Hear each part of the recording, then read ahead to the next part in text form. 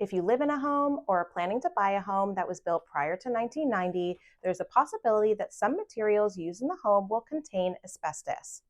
Asbestos is something that a lot of my clients express concerns about, especially shopping for a home in Toronto where a lot of homes are a century old.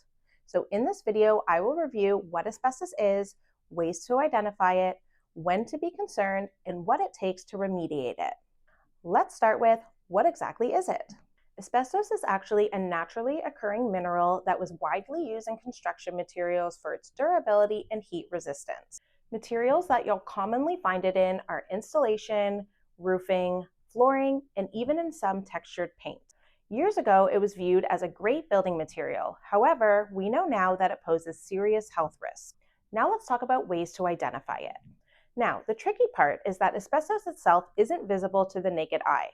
However, what is visible are materials which we know have commonly contained it, and that includes loose fill insulation, vinyl floor tiles, 9x9 or 12x12 in size, pipe coverings, and popcorn ceilings. So if you identify any of these materials and the home was built prior to 1990, there is a chance that they could contain asbestos.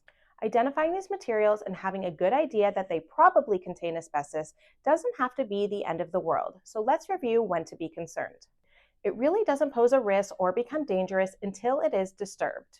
When that happens, microscopic fibers will be released into the air, and if inhaled, those fibers can cause serious illnesses like asbestosis, mesothelioma, and lung cancer. Therefore, if you notice damaged materials such as crumbling insulation or peeling tiles in a home that you live in or want to purchase, this is something you don't want to ignore.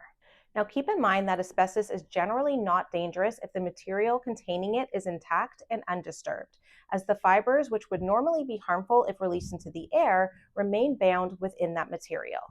Either way, disturbed or not, this might be something you want to remove from the home, so let's talk about remediation. First things first, this is not something that you want to handle personally.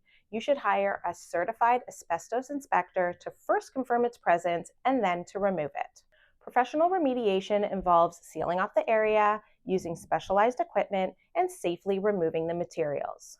The time frame that you'll have to be out of the property really depends on how large the project is and can be anywhere from a day to a couple weeks or longer. The cost to remediate will vary depending on the scope as well, and it's best to obtain a quote for your particular situation, but here are some numbers to give you an idea. The testing process will typically cost between $200 and $800.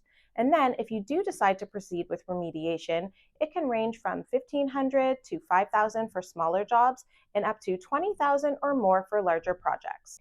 Therefore, if you plan to renovate a part of the home that you suspect has asbestos-containing materials, you'll need to add these costs to your budget before you even get to the renovations that you're aiming to do. To summarize, asbestos is something to take seriously. However, if undisturbed, it poses minimal risk, and with professional help, it's manageable. I hope this video helped clarify the situation and eased concerns.